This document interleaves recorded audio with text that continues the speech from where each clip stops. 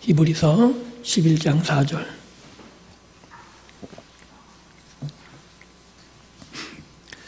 잘 있으면 저와 여러분들이 함께 한 목소리로 봉독합니다. 같이 읽습니다. 믿음으로 아벨은 가인보다 더 나은 제사를 하나님께 드림으로 의로운 자라 하시는 증거를 얻었으니 하나님이 그 예물에 대하여 증언하심이라. 그가 죽었으나 그 믿음으로써 지금도 말하느니라. 아멘. 오늘 우리가 읽은 본문 말씀을 가지고 하나님의 증언이라는 제목으로 함께 말씀을 나누고 은혜 받기를 원합니다. 말씀을 전할 때마다 굉장한 부담감이 있습니다. 어떤 부담감이냐면 꼭 그런 느낌이에요. 폭포수 밑에서 제가 폭포를만 맞으면 그거를 가지고 와서 폭포수를 쏟아내면 좋을 것 같은데 제 그릇이 요만하니까 요것만 가지고 와서 보여드리는 느낌. 저를 보고 제가 전하는 말씀 그 안에서 하나님이 그 정도뿐이 안 된다라고 생각하시면 안 되는 거예요. 나를 통해 여기 말씀을 증거하는 목사님들을 통해서만 하나님을 보지 마시고 여러분들이 직접 하나님을 경험하고 만날 수 있기를 주님의 이름으로 축복합니다. 하나님을 만나는 게 인생에 있어서 가장 중요하고 결정적인 사건이 되는 겁니다.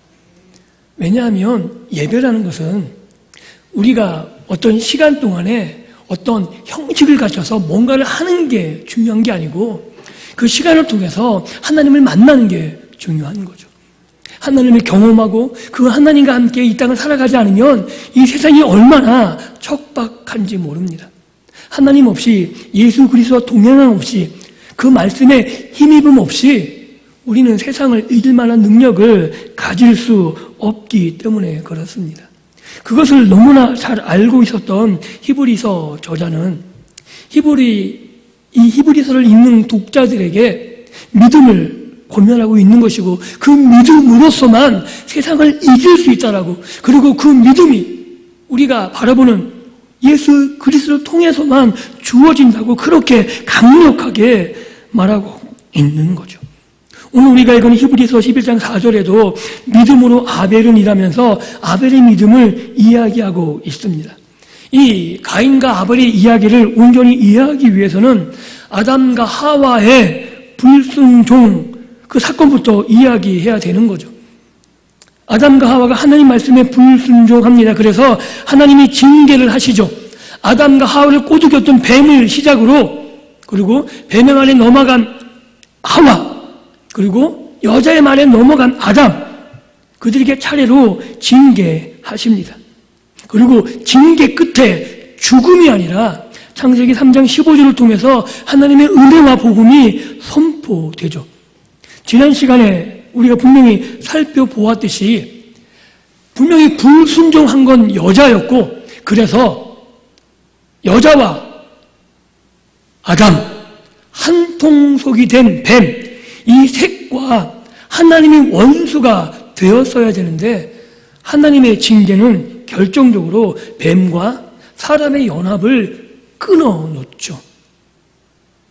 하나님이 여자와 원수가 되는 게 아니고 어떻게 말씀하세요? 뱀과 여자와 원수되게 하신다는 것. 즉 뱀과 사람이 절대 연합하지 못하도록 하나님이 막으시겠다고 말하고 계신 겁니다. 그리고 그렇게 뱀과 여자만이 아니라 뱀의 후손과 여자의 후손과 연합, 그 관계를 완전히 끊어버리셔서 뱀의 후손과 여자의 원수도 원수가 되게 하셨고 이를 통해서 여자의 후손, 인간이 온전히 다시금 회복될 수 있는 소망을 가지게 하셨습니다. 즉 잃어버린 신락원에서 회복되는 복락원으로 가는 길을 하나님이 징계하는 그 순간에 열어놓으셨다고 말할 수 있는 거죠.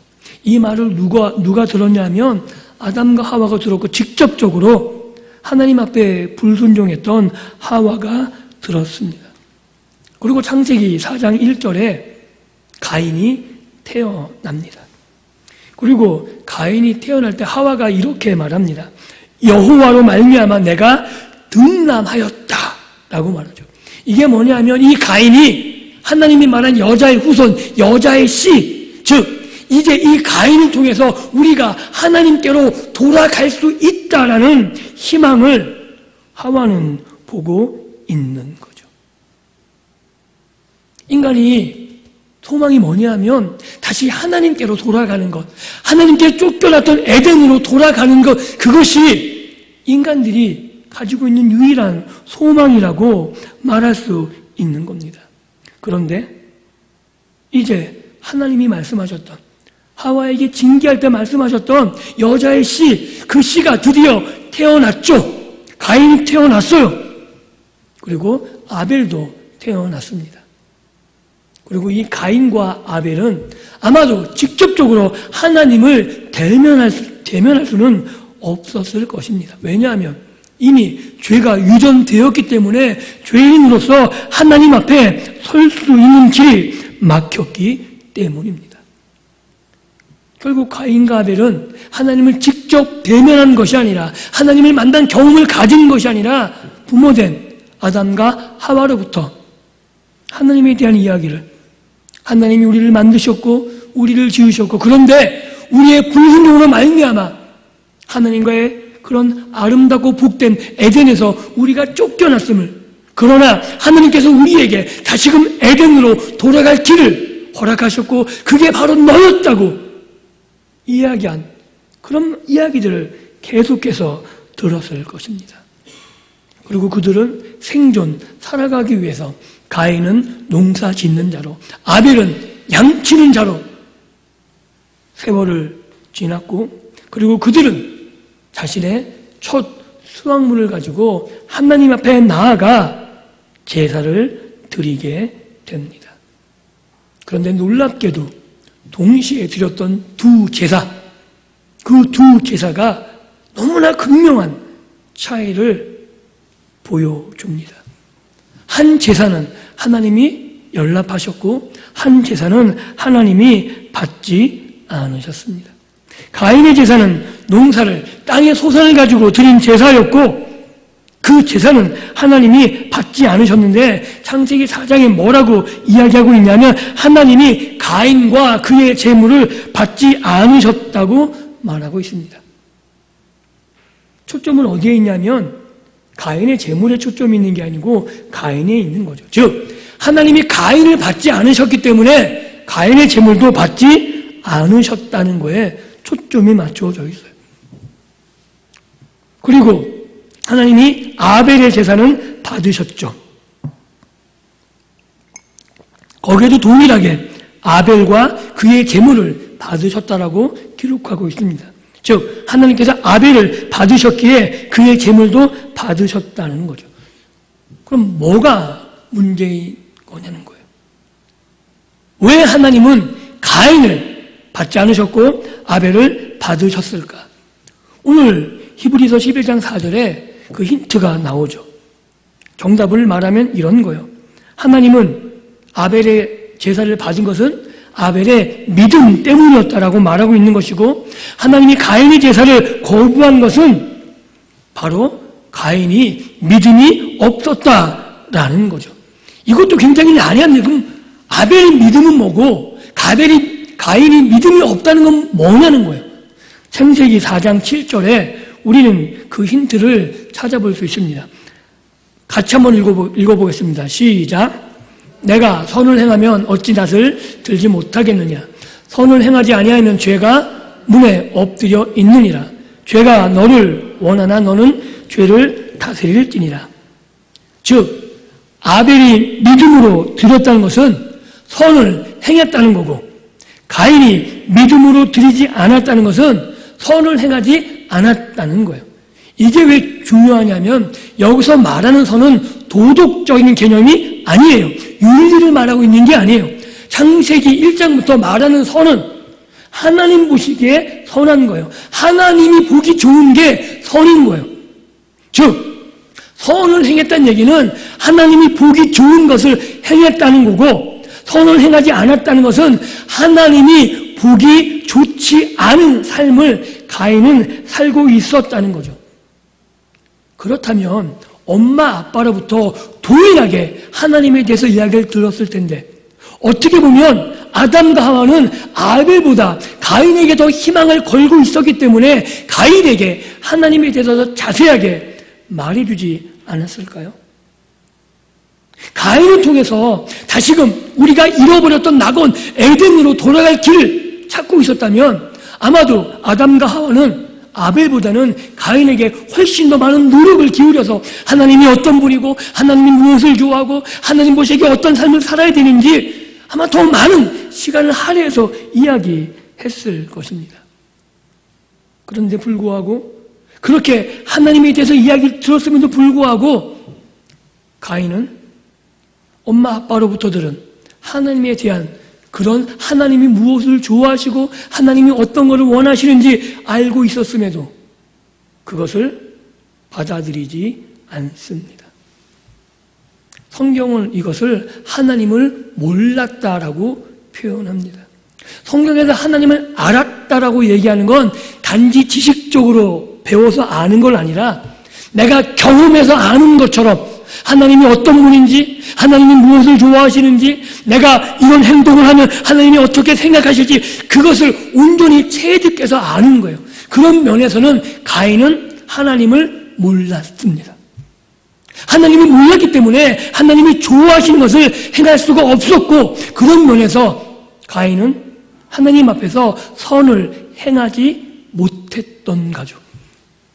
그래서 4장 7절에 기록한 것처럼 선을 행하지 않으니까 그 다음에 나타나는 결과가 뭐냐면 죄가 문 앞에 엎드려져 있다는 거예요. 놀라운 말씀이거든요. 우리는 죄라는 것이 어떤 선택지인 것처럼 생각을 해요. 내가 노력하면, 내가 온전히 의지적으로 내가 무엇을 하면 죄를 내가 짓지 않을 수 있는 것처럼 착각하는데 가인과 아벨의 이야기, 창세기 4장의 이 이야기에서 무엇을 알 수 있냐면 하나님 보시기에 선을 행하지 않는 삶은 죄가 잡아먹는 삶이에요. 죄에게 먹힌다는 이야기예요. 좀 더 이미지를 가지고 이야기하면 죄가 문 앞에 있다는 얘기는 그 호랑이나 사자가 동물을 잡아먹을 때 몰래 숨어 있잖아요. 웅크리고. 그러다가 동물이 내가 거리 판단해가지고 이것을 내가 잡아먹을 수 있다고 판단되면 뛰쳐나가죠. 그 모습의 표현이 죄가 문 앞에 웅크리고 있다는 표현이에요.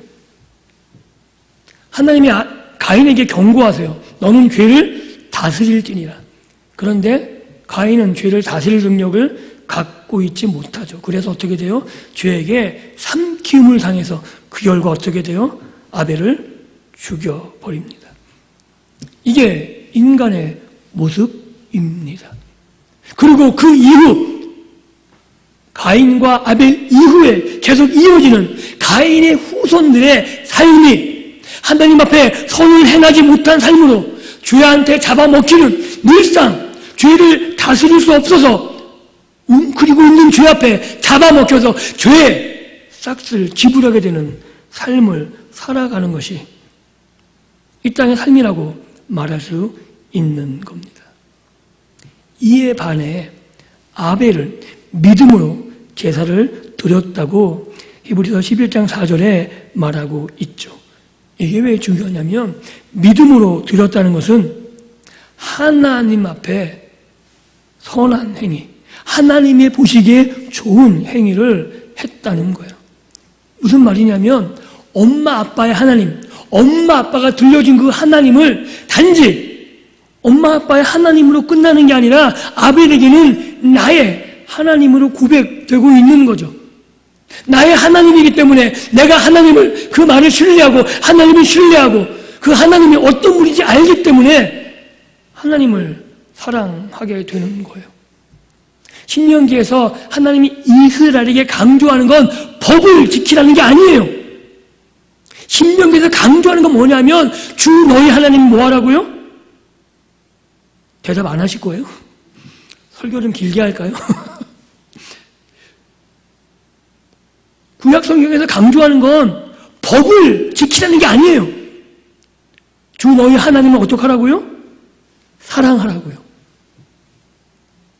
사랑하면 법을 지키게 됩니다. 법을 지키는 게 먼저가 아니고 하나님을 사랑해야 되는 거예요. 마음을 다해서, 힘을 다해서, 뜻을 다해서, 정성을 다해서 주 너희 하나님을 사랑해야 되는 거예요.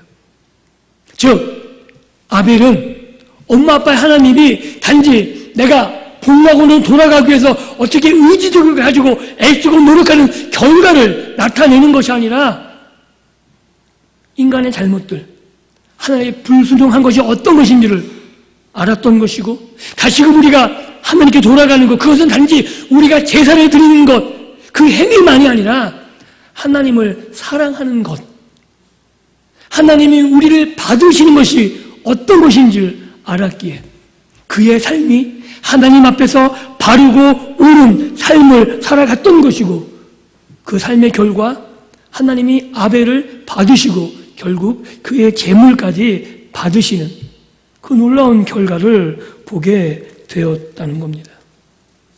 사랑하는 성도 여러분, 이 가인과 아벨의 이야기가 신화로 여겨지셔서는 안 되는 거죠. 이 이야기가 오늘 저와 여러분들의 이야기인 거예요.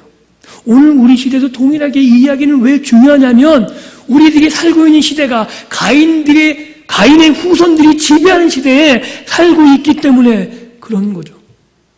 아십니까? 세상의 문화가 가인의 후손들의 문화예요. 하나님을 거부하는 문화, 중립지대에 살고 있는 게 아니고 적극적으로 하나님을 반박하고 하나님을 싫어하고 적대적인 하나님 앞에 원수로 살아가고 있는 그 문화와 그 시대 속에 우리들이 살고 있음을 알고 계셔야 되는 거예요.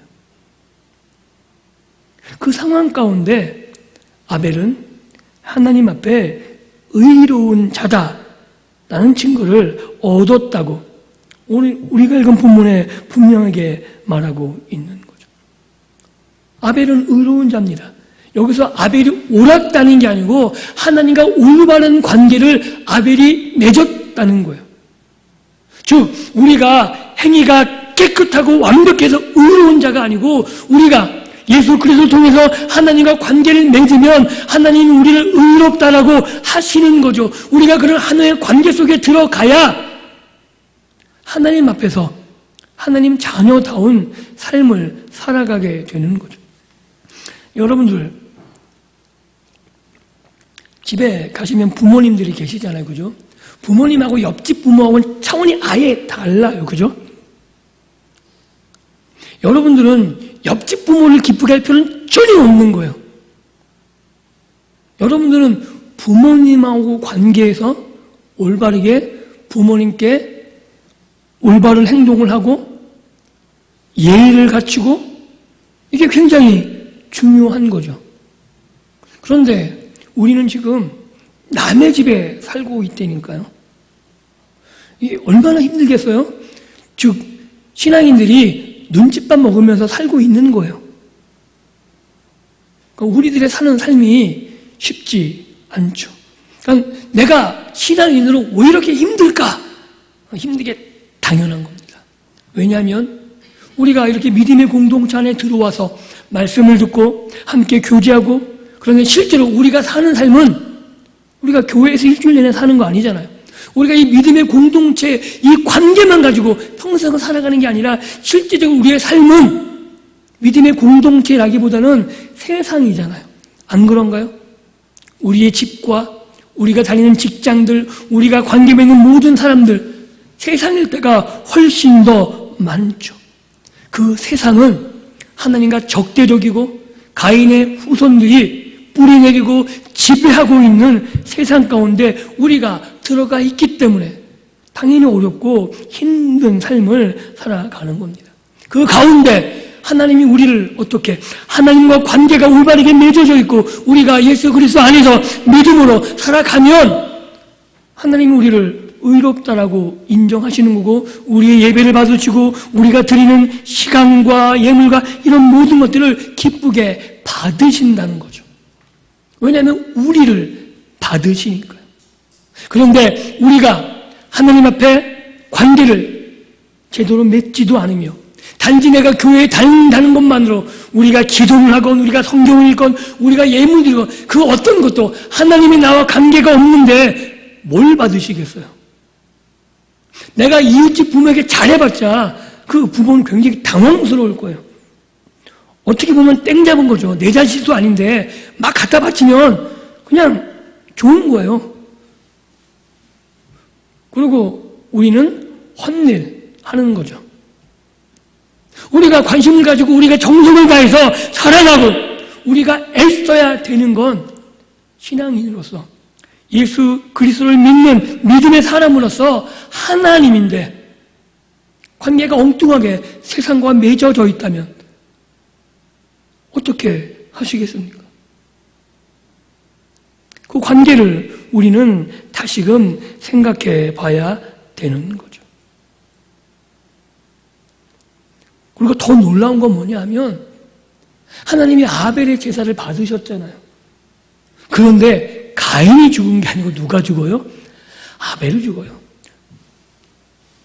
여러분들 충격적이지 않으세요? 저는 이거 보면 굉장히 충격적이에요. 왜냐하면 아벨이 하나님 편인데 누가 죽어야 돼요? 가인이 죽어 마땅하잖아요. 안 그래요? 하나님이 능력도 있으시고 하나님이 모든 걸 다 가지시고 하나님이 심판하시고 징계하실 수 있는데 실제로 죽는 건 누가 죽어요? 아벨이 죽어요. 아벨이 죽습니다. 그리고 뒷말이 더 당황스러워요. 믿음으로 아벨이 말한대요. 그거 어떻게 받아들이시겠어요? 여러분들 아벨처럼 죽은 다음에 말하고 싶으세요? 하나님 앞에? 그게 좋아 보이세요? 속담에도 그런 말 있잖아요. 정승보다 뭐가 낫다고요? 죽은 정승보다 살아있는 개가 낫다고요. 어떻게든 살아있는 게 낫다고 생각하는데 창세기 4장 본문에서는 누가 살아있어요? 가인이 살아있다고요. 하나님이 분명히 아시잖아요. 보고 계시잖아요. 그럼 따질 법 하지 않은가요? 하나님 왜 아벨을 막으실 수 있는데 충분히 가인을 벌하실 수 있는데 왜 그냥 두십니까? 어떻게 보면 오늘 우리들이 하나님 앞에 항변하는 게 이 이유 아닌가요? 우리가 하나님 앞에 잘못하는 것보다 악당들이 훨씬 더 잘못하게 살고 있는데 악당들이 판을 치는 이 시대에 하나님 왜 우리가 당한 고통을 당해야 되고 왜 우리가 죽어야 되고 왜 우리가 힘들어야 되냐고요. 그것 때문에 하나님 앞에 울부짖어 보신 적은 없으십니까? 아벨의 죽음이 허망해 보이지 않으시나요? 그런데 성경은 분명하게 말합니다. 아벨의 죽음은 허망하지 않다는 거예요. 창세기 4장 10절에 내 아우의 핏소리가 땅에서부터 호소한다 그래요. 그런데 히브리서 11장 4절에는 그 믿음으로 말한다라고 표현하고 있어요. 즉 아벨이 죽었다고 끝이 아니라는 거죠. 허망한 죽음이 아니라는 거예요. 하나님이 인정하신다는 거예요. 이게 뭐가 중요하냐고요? 이 세상의 삶이 다가 아니라는 거예요. 이게 굉장히 중요한 거예요. 우리가 사는 이 세상이 전부가 아니라는 거예요. 믿음의 사람들은 그것을 알고 있는 거예요. 히브리서 저자가 이 말 하고 있는 건 야 너희도 아벨처럼 죽을지 몰라. 아니 많은 사람들이 그렇게 허망하게 죽음처럼 보일 수 있어. 그런데 그게 허망한 것이 아니야. 그러니 너희 믿음을 버리지 말라고 강권하고 있는 겁니다. 왜요? 이 세상이 전부가 아니거든요. 눈에 보이는 세상, 눈에 잡히는 권력, 물질, 이것이 정말 중요한 거라면 하나님이 그대로 버려두지 않을 텐데 이 땅의 삶은 잠깐인 거고 이 땅의 삶은 더 나은 삶은 예비하기 위한 것이거든요. 여러분들 시간이 너무 오래 갔네요. 이것만 하고 다음 주에 이어갈게요. 고등학교 수능 보시죠. 수능이 끝인가요? 원래 끝이 아니에요. 수능은 출발점이에요. 고등학교는 그죠? 왜 그렇게 고등학교를 힘들게 배워요? 그것을 가지고 써먹을 게 있다는 거잖아요. 이 세상은 더 나은 세상과 더 나은 삶을 위해서 우리가 거쳐가는 것이고, 하나님이 더 나은 세상과 삶을 위해서 우리를 다듬는 곳에 불과한 거예요. 그런데 우리가 마치 이 세상이 전부인 것처럼 살아가기 때문에 이 세상에서 모든 것을 끝장내려고 그렇게 완전히 올인하기 때문에 아벨의 죽음이 허망해 보이고, 아벨의 죽음이 값어치 없게 보이고, 나는 이런 죽음보다, 믿음의 죽음보다 이 땅의 삶이 더 낫다고 생각되기 때문에 그렇게 되는 거죠. 그런데 기억하셨으면 좋겠습니다. 아벨의 죽음이 헛된 게 아니고요, 하나님이 인정하시고 하나님과 함께하는 더 나은 삶을 살아가게 되는 거죠. 히브리서 저자는 그 이야기를 하고 싶은 거예요. 지금 너희가 가인에게 죽임을 당한 아벨처럼 세상의 가인의 후손들의 칼에 너희가 지금 목숨을 잃을 수 있지만 너희 죽음은 헛된 것이 아니고 하나님이 너희를 위해서 예비하시고 준비된 곳이 있고 그것은 빼앗기지 않는 것이고 하나님의 상급이 예비되어 있고, 이 이야기를 하고 싶은 거예요. 스데반 아십니까? 스데반 집사님 돌에 맞아 죽잖아요. 돌이 튕겨져 나가서 던졌던 놈들 다 두드려 맞고 스데반은 뻘떡 살아났으면 좋겠는데 안 그래요. 스데반이 그냥 죽어요. 그런데 놀라운 장면 하나가 벌어지죠. 하늘이 열리고 예수님이 벌떡 일어서셔서 스데반을 바라보십니다. 저는 그 장면을 너무나 충격적이게 받아들였어요.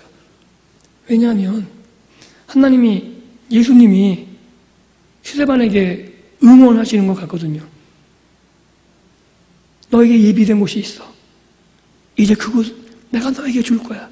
조금만 참으면 네가 진 게 아니고 네가 믿음으로 이긴 거야. 내가 너와 지금 함께 있잖아. 너는 지금 내가 갔던 그 길을 걸어가고 있는 거야. 우리가 힘들고 어려운 그 순간에 우리의 믿음이 뒤로 물러가는 것이 아니라 히브리서 저자가 말하는 것처럼 비록 가인의 후손들에게 핍박을 받고 고난의 상황에 죽음에 처한다 할지라도 더 나은 삶이 예비되어 있고 예수님께서 예비하신 그곳을 우리가 가게 될 것이고 하나님이 나를 위해 준비하신 상급이 있는 그곳, 예수님이 지금 나를 위해서 응원하고 계시고 그리고 나를 외면하는 것이 아니라 나와 함께 그 고난의 자리에 함께 있음을 기억하시고 믿음으로 아벨이 말했던 것처럼 여러분의 믿음이 이 세상에 외치는 여러분의 삶을 통해서 하나님 모시게 선한 삶을 살고 여러분의 믿음을 가지고 이 세상에 하나님의 살아계심과 하나님의 일하심과 하나님의 나라를 증언하며 살아갈 수 있는, 그래서 하나님 앞에 섰을 때 하나님이 기쁘게 여러분들을 맞아주시고 정말 여러분들의 믿음이 여러분들을 지원하고 하나님이 여러분들을 증언하시는 그런 놀랍고 복된 믿음의 삶을 살아가시는 저와 여러분들이 될 수 있기를 주님의 이름으로 축복합니다. 기도합니다. 하나님 감사합니다. 가인의 후손들이 지배하는 이 세상, 힘이 없어 보이고 능력이 없어 보이지만 예수님과 우리가 함께 하기에 우리가 믿음으로 이 땅을 정복하며 살아갈 수 있는 믿음의 사람들 되게 하시기를 간절히 소원합니다.